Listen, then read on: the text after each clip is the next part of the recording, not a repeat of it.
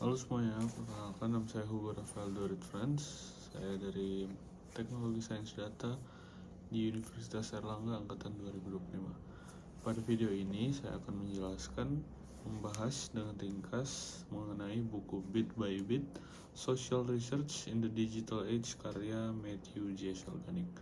Fokus utama saya adalah chapter 6 yang membahas tentang ethics atau etika dalam penelitian sosial di era digital. Nah, buku ini menarik karena menjelaskan bagaimana perkembangan teknologi membuat penelitian sosial berubah dengan sangat drastis. Saat ini, hampir semua aktivitas manusia meninggalkan jejak digital, mulai dari sosial media, pencarian internet, transaksi online, hingga lokasi GPS.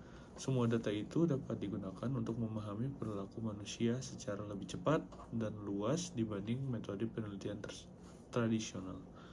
Tetapi di balik manfaat besar tersebut muncul pertanyaan penting, apakah semua data itu boleh digunakan? Bagaimana dengan privasi pengguna? Dan siapa yang bertanggung jawab jika data itu disalahgunakan? Pertanyaan-pertanyaan inilah yang dibahas dalam chapter ethics. Secara umum, buku Bit by Bit menjelaskan bahwa penelitian sosial di era digital memiliki 4 perubahan besar. Yang pertama, data menjadi sangat besar dan otomatis. Dulu, peneliti harus melakukan survei atau wawancara secara manual. Sekarang data bisa dikumpulkan dari aktivitas online jutaan orang secara real time. Yang kedua, penelitian menjadi lebih cepat dan murah. Media sosial dan platform digital memungkinkan peneliti mendapatkan informasi dalam waktu singkat dengan biaya yang lebih rendah. Ketiga, muncul peluang eksperimen sosial dengan skala besar. Perusahaan seperti Facebook atau Google dapat melakukan eksperimen terhadap jutaan pengguna sekaligus untuk melihat perubahan perilaku manusia. Yang keempat, muncul tantangan etika baru. Karena data manusia semakin mudah dikumpulkan, ada risiko pelanggaran privasi, manipulasi informasi, dan bahkan penyalahgunaan data. Nah, kenapa menurut saya chapter 6 menarik? Karena di chapter 6, ethics, membahas hubungan antara teknologi, data, dan moralitas. Dalam penelitian sosial digital, etika itu sangat penting karena peneliti berhubungan langsung dengan data-data manusia. Walaupun datanya terlihat anonim atau hanya berupa angka, sebenarnya data tetap mewakili kehidupan seseorang. Penulis menjelaskan beberapa prinsip utama etika penelitian sosial. Yang pertama, respect for person. Artinya peneliti harus menghormati individu sebagai manusia bukan hanya sebagai sumber data. Contohnya, jika seseorang tidak mengetahui datanya sedang digunakan untuk penelitian, maka ada potensi pelanggaran privasi. Yang kedua, beneficence. Peneliti harus memberikan manfaat dan meminimalkan risiko atau kerugian bagi partisipan. Misalnya, eksperimen media sosial yang mempengaruhi emosi pengguna tanpa izin dapat menyebabkan dampak psikologis. Yang ketiga, justice. Manfaat dan risiko penelitian harus dibagi secara adil. Jangan sampai kelompok tertentu dieksploitasi datanya tetapi tidak mendapatkan manfaat dari penelitian tersebut. Dan yang terakhir, respect for law and public interest. Peneliti harus mematuhi hukum dan menjaga kepentingan publik. Data digital tidak boleh digunakan untuk manipulasi politik, penyebaran hoaks, atau diskriminasi. Dalam buku, penulis juga membahas contoh kontroversial seperti eksperimen emosional Facebook pada tahun 2014. Ketika algoritma feed pengguna dimanipulasi untuk melihat pengaruh terhadap emosi mereka tanpa persetujuan jelas dari para pengguna. Kasus seperti ini menunjukkan bahwa di era digital, perusahaan teknologi memiliki kekuatan yang sangat besar terhadap perilaku manusia. Menurut saya, inti dari chapter ini adalah tidak semua hal yang bisa dilakukan dengan teknologi berarti boleh dilakukan secara etis. Saya akan mencoba merelevansikan buku ini ke dalam kondisi Indonesia saat ini. Topik etik dalam buku ini sangat relevan dengan kondisi Indonesia sekarang. Saat ini masyarakat Indonesia sangat aktif menggunakan media sosial seperti TikTok, Instagram, X, dan Facebook. Aktivitas digital masyarakat menghasilkan data dalam jumlah besar setiap harinya. Namun masih banyak masalah terkait etika dan keamanan data. Contohnya, kebocoran data pribadi, pinjaman online ilegal, penyalahgunaan nomor telepon, penyebaran hoaks, hingga manipulasi opini publik melalui sosial media. Selain itu, banyak masyarakat yang belum sadar bahwa data pribadi memiliki nilai yang sangat tinggi. Kadang orang dengan mudah memberikan akses kamera, lokasi, kontak, atau identitas tanpa memahami risiko jangka panjangnya.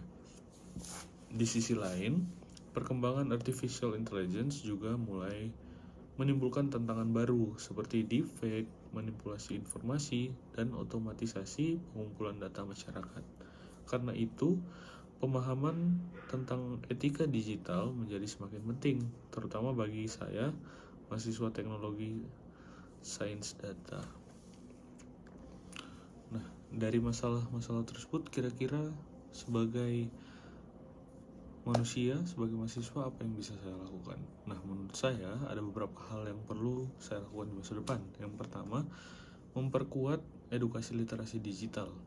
Masyarakat harus memahami pentingnya privasi data dan bagaimana data mereka digunakan. Kedua, memperkuat regulasi dan hukum perlindungan data.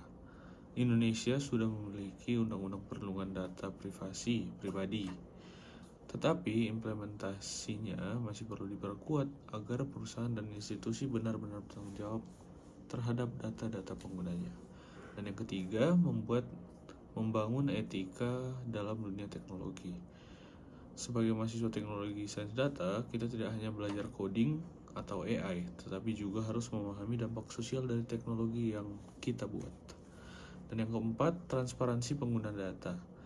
Perusahaan dan peneliti harus lebih terbuka mengenai data-data apa saja yang dikumpulkan dan untuk apa tujuan data-data tersebut dikumpulkan. Karena pada akhirnya, teknologi seharusnya membantu manusia, bukan merugikan manusia. Nah, selama saya kuliah nanti, saya berkeinginan dan juga saya tertarik untuk melakukan riset yang berhubungan dengan data science dan pasar modal, khususnya IDX. Ide awal yang saya pikirkan, sebenarnya saya belum mengetahui apa yang akan saya lakukan ke depannya atau apa yang harus saya lakukan ke depannya untuk bisa mewujudkan hal ini. Akan tetapi saya berkeinginan atau memiliki gambaran awal tentang apa yang saya akan riset ke depannya, yaitu tentang relevansi membuat sistem atau program yang dapat mendeteksi relevansi antara suatu saham dengan berita, aksi korporasi, dan hubungan antar perusahaan atau pihak tertentu yang pengaruhnya tidak terlihat secara langsung di publik.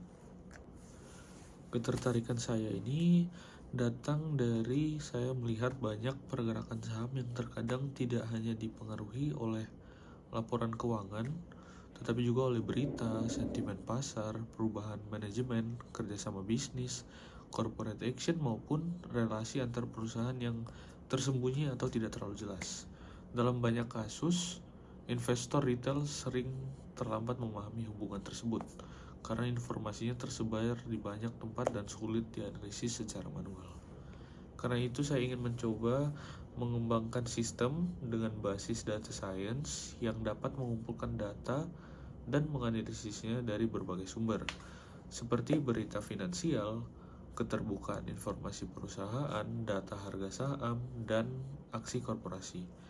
Sistem tersebut nantinya diharapkan mampu mendeteksi apakah suatu berita ini memiliki pengaruh terhadap saham-saham tertentu, seberapa besar relevansinya, dan apakah terdapat pola hubungan antar perusahaan atau pihak-pihak tertentu yang sering muncul dalam pergerakan saham tertentu. Secara teknis, saya membayangkan sistem ini akan menggunakan metode seperti text analysis atau natural language processing untuk membaca berita, sentiment analysis untuk memahami apakah sentimen berita bersifat positif atau negatif, serta network analysis untuk memetakan hubungan antar perusahaan, direksi, afiliasi bisnis, atau corporate action yang saling berkaitan. Tujuan utama dari riset ini bukan untuk memprediksi harga saham secara langsung, antara dia mau naik atau turun, bukan, akan tetapi lebih kepada memahami pola hubungan informasi dalam pasar modal Indonesia. Saya merasa topik ini menarik karena menggabungkan beberapa bidang sekaligus seperti data science, artificial intelligence, financial technology, dan analisis jaringan data. Selain itu, saya juga melihat bahwa riset ini memiliki potensi untuk dikembangkan lebih jauh menjadi sistem market intelligence atau alat analisis finansial yang dapat membantu investor memahami pasar dengan lebih baik.